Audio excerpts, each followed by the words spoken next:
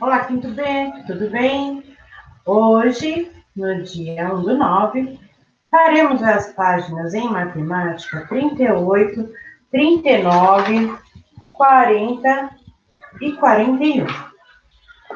Então, nós vamos finalizar o tema possibilidades. Nós aprofundamos bem e faremos mais exercícios de fixação no caderno para que vocês não fiquem com dúvidas. Vamos trabalhar essa última página de possibilidades primeiro.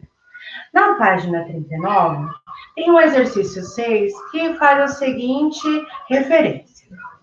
Pensei em um número e vou lhe dar dicas para você adivinhar qual é. A cada dica, você deve escrever se ela é insuficiente ou anotar algumas possibilidades. Por exemplo, localizando o número entre dois outros ou indicando algarismos que podem estar nas ordens do número. Então, a minha primeira dica é a seguinte: os algarismos 1, 2, 5, 7, 8 e 9 fazem parte desse número. Com essa dica somente, eu consigo resolver? Eu sei qual número dá? Não, porque vão existir várias possibilidades. Então, nesta primeira bolinha, vocês vão registrar que não é suficiente essa dica, ok? Não é suficiente. Na segunda bolinha, tem 4 ordens e os algarismos são todos diferentes. Então, essa dica já está começando a melhorar nossa estratégia de resolução. Então, se eu tenho 4 ordens, eu vou colocar 2 números entre eles. Ele pode estar entre um e outro. Que ele não repete nenhum, então o número pode ser 1, 2, 5, 7.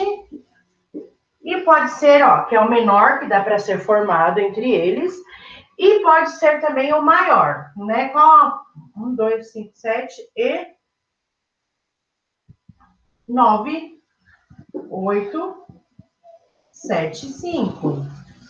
Porque os números que eu tenho para trabalhar são os números 1, 2, 5, 7, 8 e 9. Nessa primeira dica, os números mais não são suficientes para eu chegar no número que a pessoa pensou. Na segunda bolinha já é com uma dica melhor. Então, se eu tenho esses números aqui, eles têm 4 ordens, ele pode estar entre o menor e o maior. Está melhorando. Na terceira bolinha, está dizendo que ele é maior que 8.000. Então, ele pode ser escrito com o algarismo 8 e 9. Somente. Se ele é maior que 9.000, que 8.000, ele pode ser 8.257, ou ele pode ser 9.875, não sei. Ainda tem muitas possibilidades aí, mas cada vez está afunilando mais. Aí, na outra bolinha, está dizendo assim, o algarismo está na casa das dezenas. Como nós vamos colocar isso? Nós vamos fazer um quadro de valor. Se ele tem 4 ordens, então eu vou colocar aqui, ó, unidade de milhar, centena, dezena e unidade, ok? Então, olha lá, o algarismo 8 está na casa das dezenas. Eu sei que o 8 está na casa das dezenas, e eu sei que eles não podem se repetir, e ele só pode começar com 8 e 9, então aqui eu coloco o 9. Já está melhorando. Depois, o número é maior que 9.500. É menor que 9.500. Então, aqui eu posso pôr na unidade de milhar, centena, dezena e unidade. Isso aqui. Unidade de milhar, centena, dezena e unidade, porque eu tenho mais outras possibilidades. Já está afunilando mais. Eu sei que aqui começa com 9 e aqui começa com 9. E na casa da dezena eu tenho 8 e na casa da dezena eu tenho 8. Eu também sei que o número é menor que 9.500. Então, aqui eu não posso pôr o 5. Não posso. Se eu não posso pôr o 5, sobrou qual número? Eu já usei o 9, o 8, e eu não posso usar o 5. Me sobram os números 1 ou 2. Já está abrindo maior as possibilidades ainda. E depois, aqui, eu tenho que colocar que é um número par. Então, se é um número par, eu coloco aqui a opção unidade de milhar, centena, dezena, unidade. Eu sei que ele é par, ele acaba em 0. Eu sei que na casa da dezena tem o 8. Eu sei que eu já usei o 2 aqui no par, então não pode ser esse. Tem que ser aqui o 1. E ele começa com 9. Certo? Então, nós agimos pela lógica aqui. Conforme foram dando as dicas, nós vamos fazendo passo a passo. Então, o número é par. Aqui ao lado, vocês colocarão as conclusões de vocês. Por exemplo, se aqui no dos quadrinhos, tá? Que tem os retângulos e as linhas para escrever ao lado. Então, se na primeira dica, o 8 está na dezena, então o 9 está na unidade. Porque antes ele era 8 e 9. Então, se você colocou aqui, você vai representar também escrito aqui. Tá bom? Aqui é a mesma coisa. Por que você vai escrever aqui? O número é menor que 9.500. Então, você vai colocar ao lado ali escrito. Está entre 1 na centena e 2 na centena. E aqui, o número é par. Sabemos que o número é par e os outros números são 9.182. Pronto, tá? Então, é isso. Agora, nós vamos entrar num assunto bem bacana. Eu, particularmente, adoro expressão numérica, tá? Porque é um jogo de números que você tem que ter atenção somente para a resolução em ordens, tá certo? Então, tem a situação aqui na apostila que... Aqui, ó. Veja, você já conhece expressões numéricas e sabe que em algumas situações precisamos fazer operações em sequências para obter um resultado. Veja um exemplo. Ao calcular a quantia de dinheiro que havia no caixa, na sua banca de fruta, Marta escreveu a seguinte expressão numérica. Olha lá, que mostra a quantidade de notas ou moedas de cada valor. Então, vamos lá, pessoal. Aqui eu tenho uma expressão numérica: 45 vezes 1, mais 18 vezes 2, mais 26 vezes 5, mais 14 vezes 10, mais 11 vezes 20, mais 7 vezes 50, mais 3 vezes 100. Só que nós temos uma ordem para resolver as expressões numéricas. Se ela não tem parênteses, se é uma conta extensa, sim, nós temos que seguir as regras matemáticas. Quais são as primeiras contas a serem resolvidas? As primeiras contas a serem resolvidas são as contas divisas. Então, eu fiz essa junção aqui e vocês também podem usar para começar. Depois que vocês tiverem craque nisso, não precisa mais fazer essa junçãozinha aqui. Então, a primeira coisa, quando você pegar uma expressão numérica longa, que não tenha parênteses, vocês vão ver as contas de vezes ou dividir que tem nessa expressão. Então, 45 vezes 1, eu já grudo. 18 vezes 2, também. 26 vezes 5, ok. 14 vezes 10, 11 vezes 20, 7 vezes 50 e 3 vezes 100. Bom, eu já sei quais são as contas que eu tenho que resolver primeiro. Então, 45 vezes 1 dá 45, né, pessoal? Aqui eu não vou fazer a expressão inteira. Vocês que vão trabalhar, tá bom? E a gente vai parar na aula ao vivo. 45 vezes 1 dá 45. Então, eu desço o meu resultado da multiplicação e repito os sinais de mais ou menos que tiver na expressão. Tá vendo? Ó, eu vou baixar eles. 18 vezes 2, 36. Aí eu baixo o sinal de mais, até chegar no fim da expressão numérica. Tá bom? Depois, eu posso somar de parzinho tá bom? Ou é mais bacana você somar de parzinho inicialmente. Então, daí eu pego 45 mais 36, aí depois eu pego mais esses mais dois parzinhos, repito o último, até acabar o fim da conta, porque eu vou somar só agora. É mais fácil. Quando eu tenho multiplicação e divisão no meio da conta, aí se chama expressão numérica, eu não resolvo assim, ó, 45 vezes mais 18. Não posso.